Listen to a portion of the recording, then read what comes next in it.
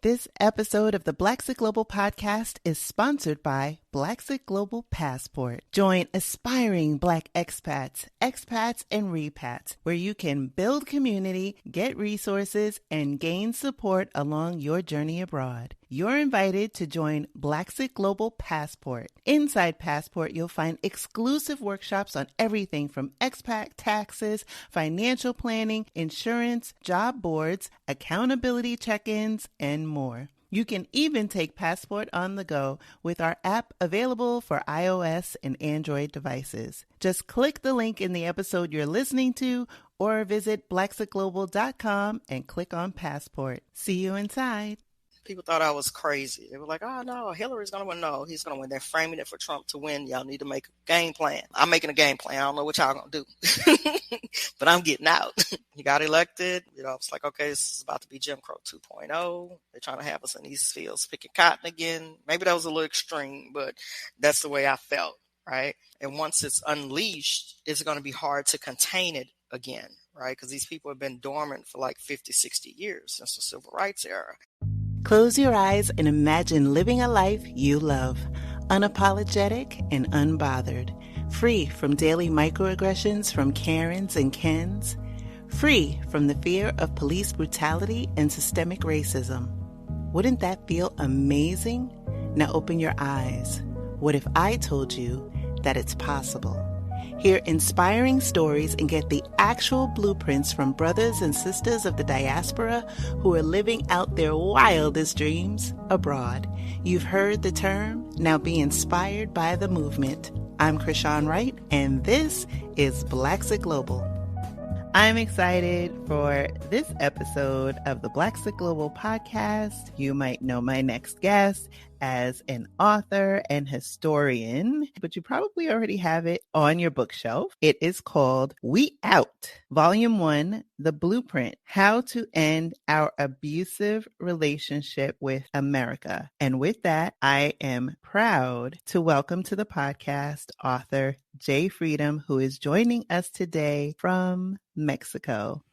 Welcome to Blaxit Global, Jay. Thank you for having me. I'm so excited to speak with you. It's been a long time coming. I was so excited to have this conversation, as I mentioned at the top in my intro, but I want to ground people in your story. You have so many layers to your story. I grew up in Louisiana, Memphis, Tennessee, Baton Rouge. Life is different in the deep South, so our experiences are very different compared to people in the North. I graduated I got my master's and was expecting to have all these job offers and all this stuff. And I moved to DC and it's I was very optimistic, and then, reality hit.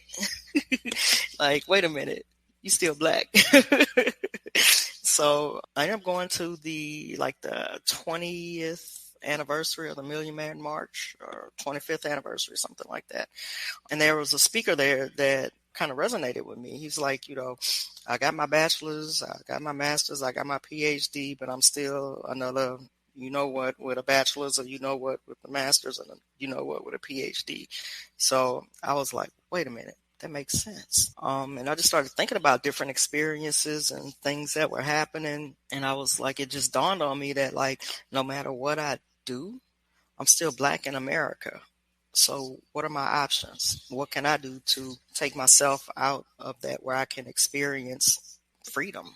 There's so much there. When you look at African Americans as a whole, but specifically African American women, we are the most educated demographic. My mom came up in the Great Migration, and so there was this definite big emphasis on education. And as you get these degrees, there'll be more opportunities. But then when you achieve those goals, oftentimes, regardless of where your career pursuits take you, you are confronted with the reality that you are Black in America. And so while you have the same or more credentials than maybe your white counterparts, you're not able to reap the same level of opportunities or rewards. Correct. There's so much to unpack on that one. Black women, we carry the load. in basically all aspects of society. Everything from the business world to personal families and, aunties raising the kids. We can go back even further and look at, like in the 80s and 90s with mass incarceration, uh, the beginnings of it with the three strikes and all of that stuff. It took the black male out of the family. It took him out of the equation. Either the streets got him or the prisons got him. And then for like silly stuff, we might get a 50-year sentence for, a nickel bag of weed back then with the harsher penalties. Even further, during slavery, we carried the load. We carried the load for our blood families and adopted families, and we also carried the load for the white man, for the master, right? We fed his children. We took care of his family. We even had to lay with him. It wasn't consensual, but we even had to lay with him. We had to console him. When he got sick or his family got sick, we had to take care of him and all of them too. Wet nurses, all of that stuff, cooks, cleaning. We've been carrying the load in American society since its inception. And bringing it to the modern era, the mass incarceration and, I guess so-called better opportunity for education and things of that nature, we got kind of, in a way, sucked into achieving the American dream, but doing it basically alone, right? So in a nutshell, we carry the load. And the load has caused Black women to take on, to your point, more than our fair share of the load, and has fractured in many ways, not only our home, when you look at like the nuclear system, but even our relationships outside of like, romantic relationships. I mean, just interpersonal, intercultural relationships with the Black male. Really, the only legalized slavery in America now is the criminal justice system. Yeah. And so when you think about historically how Black people have been treated in America, when we look at Juneteenth and how long it took for the last enslaved people to realize that they were no longer enslaved. Right. When you look at systems that are in and were in place to ensure that there is always a disparity, whether we're talking redlining, the infusion of drugs into our communities, reports from the government like the Monahan report that really was degrading Black women, and really programs like public assistance that you couldn't benefit from if the male was in the home. So there was a concerted effort to extricate the Black male from the Black family. When you put all of that pressure on a system, a family unit, of course it's going to fracture. When you're going through it, you're not thinking like, oh my gosh, this is something that's being done to me by my government or being done to me by the system. You're just trying to survive, right? Right.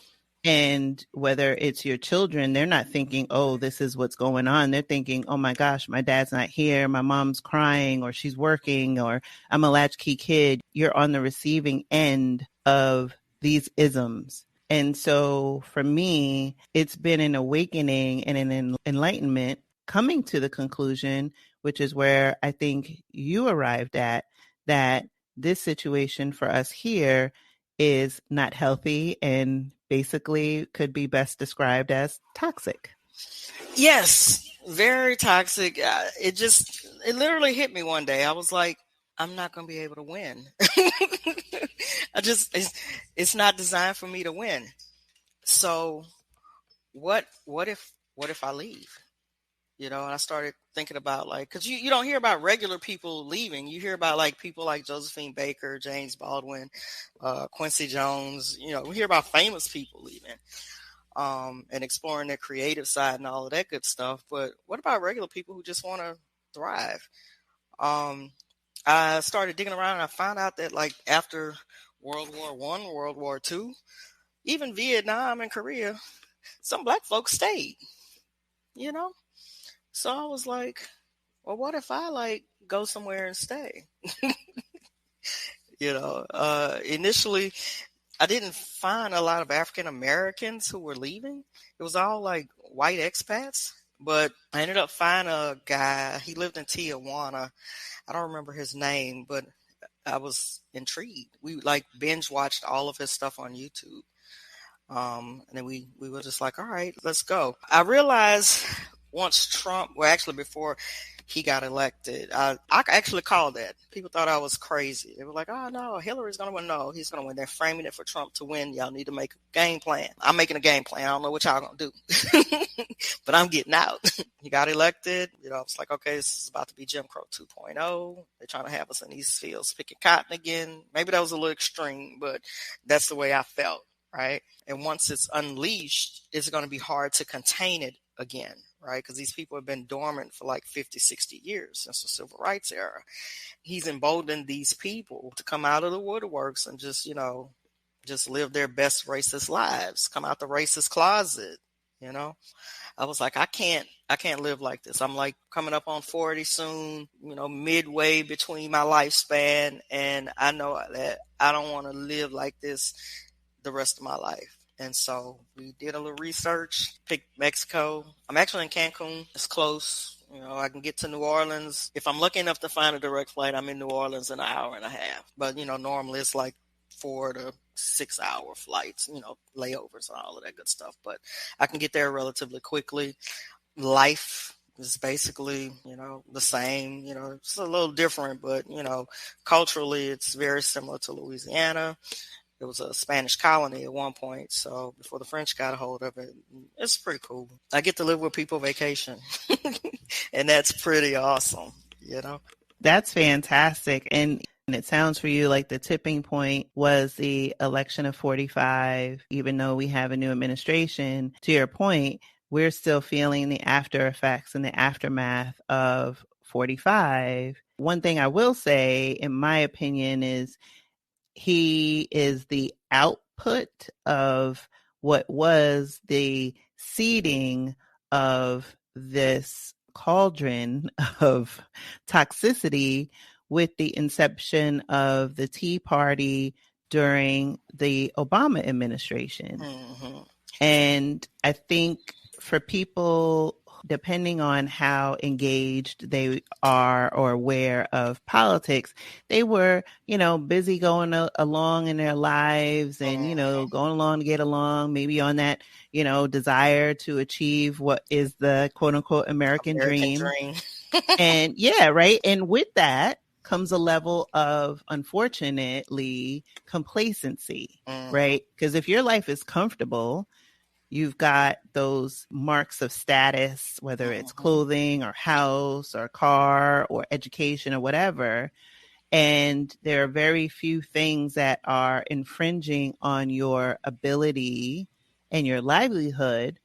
There is a level of complacency where you hear things on the news, but you don't hear them. And you see things, but it's not impacting you directly. And so while these things were in front of us before our eyes, not understanding that it was sowing the seeds for the birth or maybe rebirth of a system that, to your point, was like Jim Crow 2.0.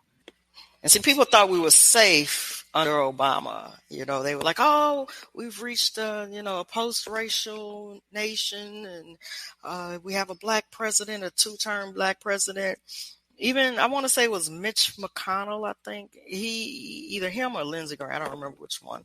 But, you know, he's like, we had a black president. Like, you know, what else do you want? You know, it's like just the caucasity of him to even just, you know, say that out loud. We know that's what they're thinking, but people just really got complacent, like you were saying with the complacency. And so they kind of let it sneak up on them, you know, thinking that they had achieved the American dream with all these material and status things. You know, when Joe Biden shows up on the scene to run, like he could have just sat down and taken his place in history and just be known as good old Uncle Joe. But he shows up to, I mean, it's like, you know, the only two people who can run are Trump and Biden, right? Like 2 old white men, like nobody else. People got tricked with Joe Biden and Kamala Harris got sucked into the nostalgia of Uncle Joe and the Chucks and Pearls with Kamala, and nobody bothered to check their records. Joe Biden has had a history of using the Black community to get him elected, point blank. And this is what he's been doing for the last 50 years, 40, 50 years, however long he's been in politics, from when he was in his local legislature all the way to him being a senator. This is what he does. And so, I mean, you know, a lot of people like, oh my God, I can't believe this happened. Like, no, the writing was on the wall. We have to first acknowledge, and that's part of, you know, say being in an abusive relationship, because I equate the relationship that we have with the United States as being an abusive relationship. They gaslight you. They gaslit the hell out of us with Juneteenth. You know, we didn't ask for Juneteenth. I saw something like Walmart had like Juneteenth ice cream. People have Juneteenth sales, just like they did with Martin Luther King's birthday. You know, why do you need a mattress sale for MLK Day? That makes absolutely no sense. Right. But capitalism and racism are intertwined. You can't have one without the other. They need a class of people who believe that they're above another class of people in order to make the system work. Say, for instance, pay scales. Like Louisiana has some of the lowest pay in the country, right? Black people and white people just get like the short end of the stick with pay. But white people still get more than black people, but they don't realize that they're both poor. So I think as far as like the gaslighting with Juneteenth and all of those things, Biden never did what he said what he was going to do. You saw like the Asians get Asian hate bill passed. We're still trying to get legislation passed for us as well. And it's been several hundred years. You know, it's been 160 some years since the Civil War. It's been 50, 60 years since the Civil Rights era. And we're still treated as second-class citizens, which means like at this point, and this is my personal opinion. I see a lot of black folks are like coming to this as well, but you have three options. You can accept your place as less than in society as a second-class citizen. You can continue fighting a losing battle that you're not going to win. You're just not going to win. You're going to be met with, militarized police. You're going to be shot at. You're going to be beat, you name it, thrown in jail, disappeared or whatever. Or you can strike out on your own. At this point, you don't have anything else to lose. There's 196 recognized nations on the planet. Pick one. Most of them you can get in on the strength of your passport without a visa required, and for a fraction of the cost. With inflation, the cost of living, everything going the way it is, supply chain issues, that's something that we need to think about, because remember, our pay is not equal. So first we have, African Americans and white Americans making two different salaries, and then you have women and men making two different salaries. So if you're a black woman, then you're making way less than even a white woman, right? So with the inflation and cost of living and everything going up, like it's very difficult to maintain. Even if you were at a higher salary or you're a high earner, you would think, the pinnacle of success is six figures. Well, six figures is, just over broke. It's a job, So these are all things that we have to consider at this point. And the trick about it is with supply chain issues, whereas the United States doesn't really produce anything, a lot of the countries that they try to stop people from coming in from, guess what? They produce the stuff that the United States buys. So they don't really have supply chain and food issues that the United States does. We didn't run out of toilet paper in Mexico. We had food. We had, we didn't run out of avocados. We didn't run out of, tomatoes. We didn't run out of stuff. Well, your shelves are bare. And every time I go home, I go in Walmart with my aunt, and it looks like the collapse of the Soviet Union with the empty shelves. It's crazy. I think if you're a person of color, a Black person in particular, there is a level of, this is bad, but I've been through worse. Yeah, we're born with it. Exactly. And so even though it is disruptive to go to a store and see the open shelves, for people who have not experienced that, it's like a whole collective freak out moment. And to your point, especially when I look at, different communities that I'm plugged in and people sharing their trips to the store, and I'm seeing baby formula all around Costco in Mexico.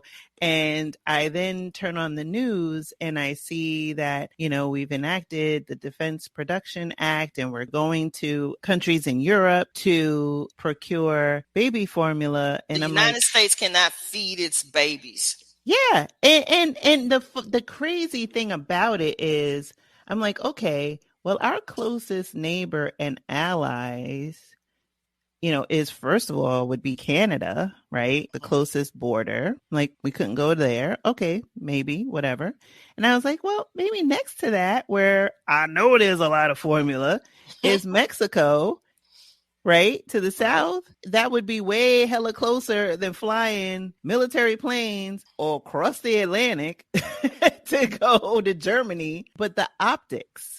Right? They don't want help from the brown countries. Exactly. The optics, right? Because that's the only logical conclusion there. That's where I challenge people to not take what they see as face value and to understand that while you may be fearful that you can't make it somewhere else, the reality is there is a level of privilege when you are a Black person and you're traveling abroad, especially, with our dollar usually being stronger. We get the VIP treatment. Yeah. And that's something that, we as people have not experienced and can be kind of uncomfortable at times. And then, I hear in different communities and see different conversations and this conflict of, okay, if we are going to these other countries and with our dollars, do we then become the colonizer and the gentrifier? I have a strong opinion on this. I don't feel that we as Black people are in an economic position to become that which we despise. I don't know of a place in history where we have become the colonizer and the gentrifier, because if that were the case, then we wouldn't be having poverty in our own communities in America. I believe that even the mere discussion or thought about becoming that is a waste of your mental bandwidth. It's more gaslighting. It's gaslighting. You've been so conditioned to believe this, exactly, that you're projecting the colonizers' views onto your own people. Hello. Because I'm like, well, that's no different than what you said before about, Black women being the wet nurse and all of these. And you're worried as the enslaved more about the enslaver than your own feelings. And so I think moving abroad is an opportunity to challenge yourself, who you are, your beliefs in the world, and more importantly, to decolonize your mind. You have the opportunity to enjoy life, to have a lived experience without fearing police encounters, with getting a real education, with being able to enjoy, if you choose to, employment pursuits or entrepreneurial pursuits or whatever your heart desires. Not only that, but the fruits of your labor without having to worry about, okay, I'm not going to be able to pay my car note if I take my family to Disney World. Hello. Or what was your decision tree as it relates to choosing Mexico as a destination for you? We looked at a couple of places, but we knew that no one would come visit. One Thailand, another Australia.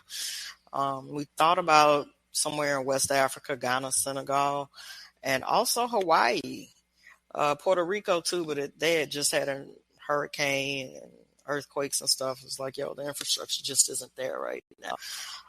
I'm about that expat life, but I'm not about that developing infrastructure. We need the infrastructure there in order to be able to continue to work, because we both work remotely. So we have to have that at least, decent internet, no major power outages and stuff like that.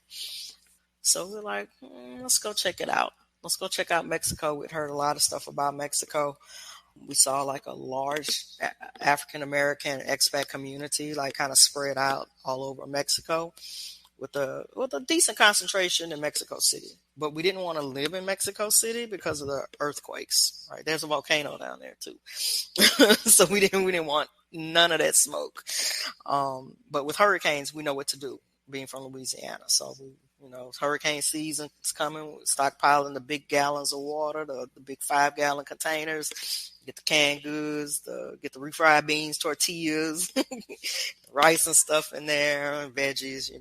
So we know what to do with that. But when we came for a scouting mission, we came like it was like Christmas time. So like in Mexico, they do it big for Christmas. They have like neighborhood gatherings and stuff. And so like the neighborhood, we had an Airbnb, and they accepted us. So it was like, wait a minute, this is home. They didn't have to do that. And I always say this. I think like every interview I've ever done, I've always talked about how even the dogs are happy, right? The dogs are just walking down the street, just smiling at you, and just, hey, what's up? And then walk on down. So they kind of sold us on it. We had both taken Spanish in high school. We hadn't used it in 30 years. So, but it was relatively easy to transition. The thing is, like, a lot of people just aren't open-minded about learning a new language, learning a new culture. I had somebody ask me, "Oh, what kind of food do y'all eat in Mexico?" I'm like, everything we eat at home, plus Mexican food. So anything you want, it's basically the same. They have a few, like they don't have Chick-fil-A here. You're not going to find a Whataburger, but, Mexico City has a Popeyes. Cancun has a Church's.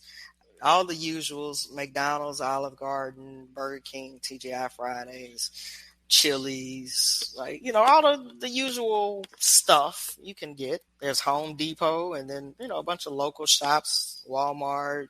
The produce is much fresher here, though. The food, everything is fresher. That was one of the decisions, like the family, the community, the food, and its proximity to our home in Louisiana. That's really important. And oh my gosh, the food.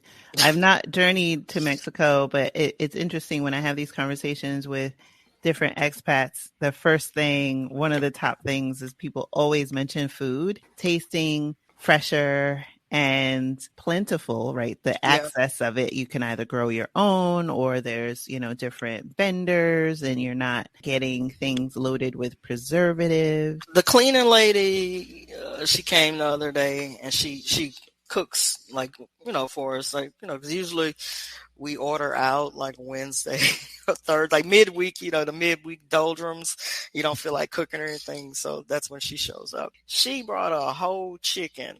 I didn't see it, but my wife saw it. It was a whole chicken. I'm talking about she had to cut the feet off. She had to cut the neck off. She had to gut it, clean it up and everything for the dishes that she was cooking. A whole fresh chicken. Like she wouldn't got that. I don't know where she got it from. I didn't ask any questions, but it didn't have any feathers when she brought it, but it was, a whole chicken. That is amazing. Oh my gosh. Like a whole chicken. Because when you said a whole chicken, I'm thinking, you're like, no, a whole chicken. No, it's a whole chicken. She brought the chicken. She killed it the night before. She went in the backyard and got it before she got here.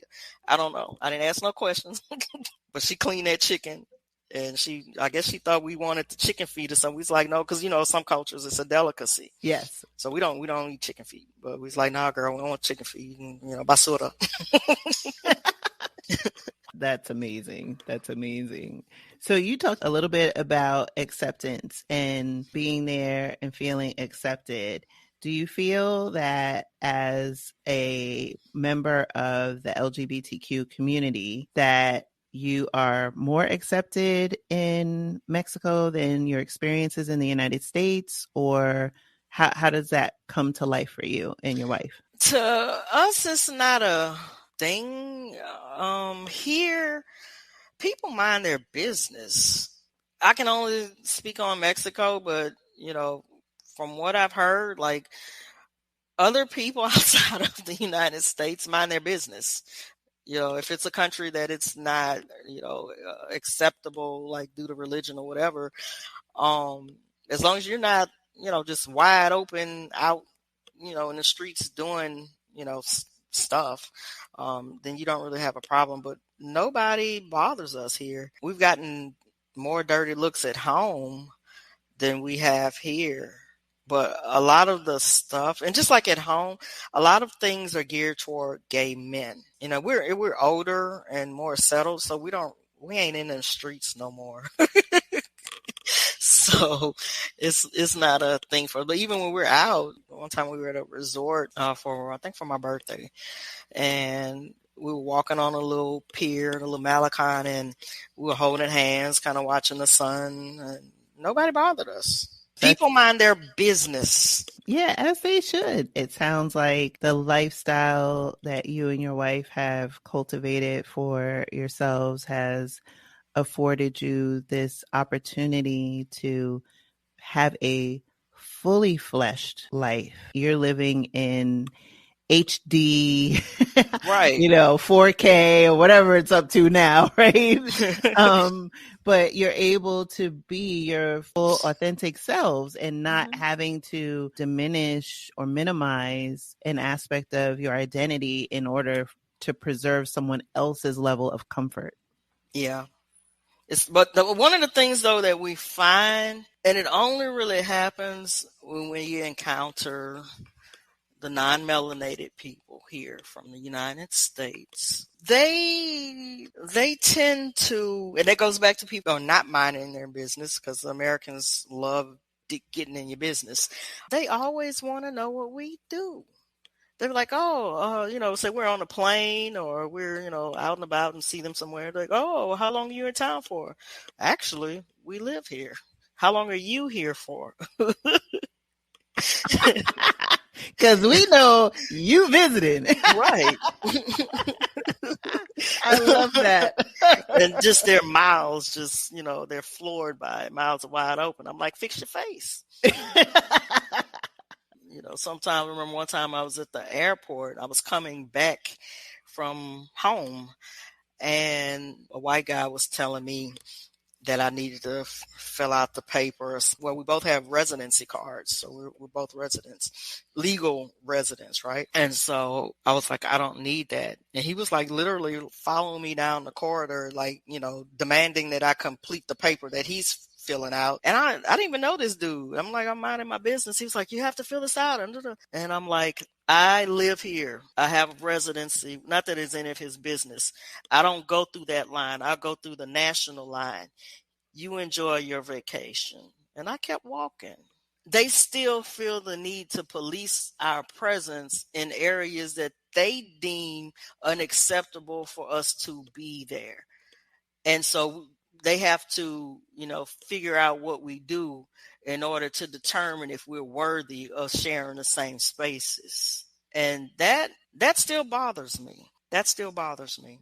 As it should, because it goes back to what you were saying about that interaction where you don't owe anyone anything, right? Owe an explanation. When you think about the jealousy that has fueled a lot of hatred and white supremacy in this nation, is that whenever we as Black people achieve something on par or ahead of someone who is white, there comes this like, how did you get that? You can't have that. I mean, we saw that come to pass with Black Wall Street. Was the fact that, they were doing their damnedest to make sure that, Black people were not in their community, which basically was, the line in how that area of Oklahoma, of Tulsa, was even created. And then when you saw the banks and the shoe shine shops and these people were so rich, they had their own airplanes. Some of them there was like 3 families that had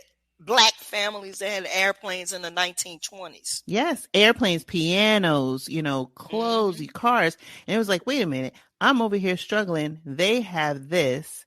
And then it was like, okay, it goes back to what you're saying, and the genesis of your book is that, if I can't have it, you can't either.